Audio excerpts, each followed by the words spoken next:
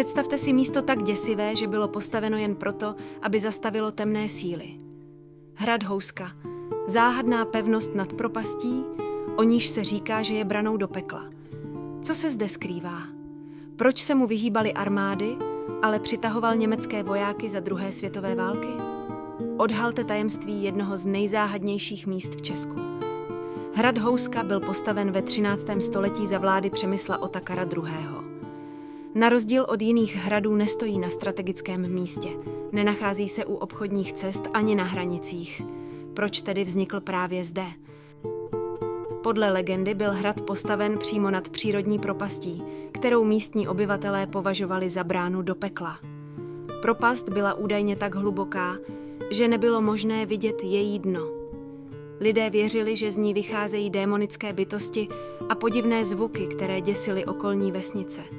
Aby tyto síly uvěznili, šlechtici postavili hrad a jeho kapli přímo nad propastí. Kaple měla sloužit jako ochrana před zlými silami a zároveň jako místo modliteb za klid duší.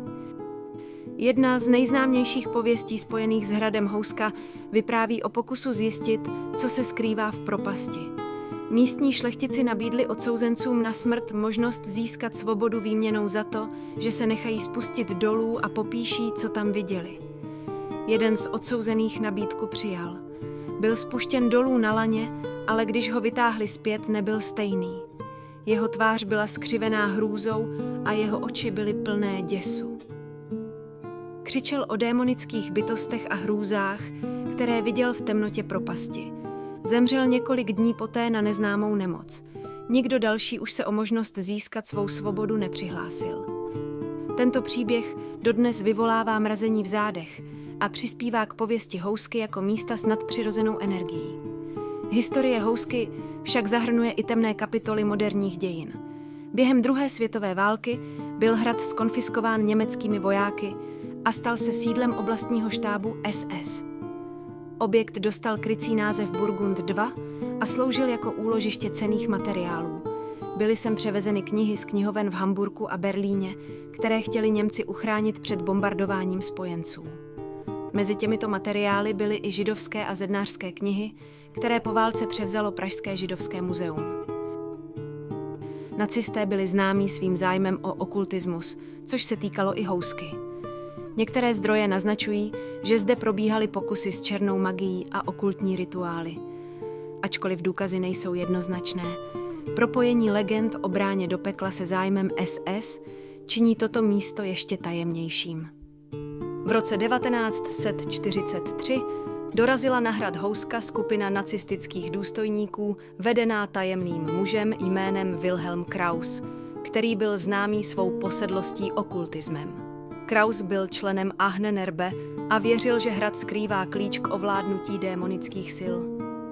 Spolu se skupinou vědců a vojáků začal provádět rituály v jedné z nejstarších místností hradu, přímo nad údajnou průrvou do pekla.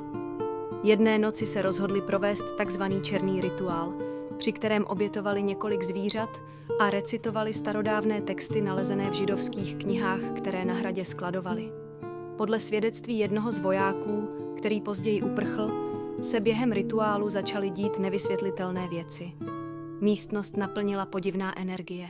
Vzduch stěžkl a ze země se ozývaly hluboké zvuky připomínající sténání. Kraus údajně tvrdil, že se mu podařilo navázat kontakt s bytostí z jiné dimenze. Několik dní po rituálu však všichni účastníci zmizeli beze stopy. Když na hrad dorazila další skupina vojáků, našla místnost prázdnou, ale na zdech byly vyryté podivné symboly připomínající runy.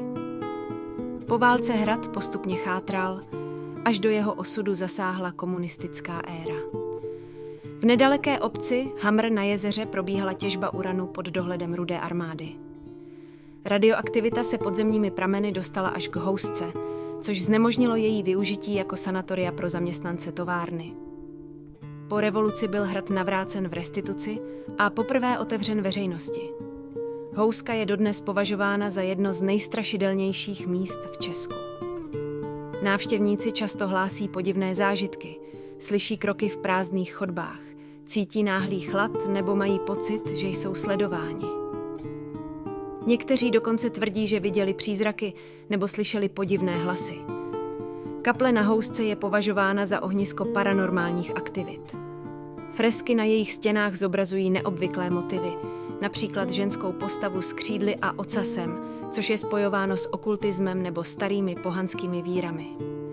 Traduje se, že se tyto mytické postavy skrývají hluboko v lesích v okolí hradu. Místo má opravdu zvláštní atmosféru, která vtáhne každého návštěvníka, který se odváží sem vkročit. Houska je nejen místem legend o bráně do pekla, ale i dějištěm temných kapitol historie. Co myslíte? Skrývá tento hrad ještě další tajemství? Napište nám svůj názor do komentářů. A nezapomeň odebírat kanál Czech Stories, místo, kde tajemné příběhy ožívají.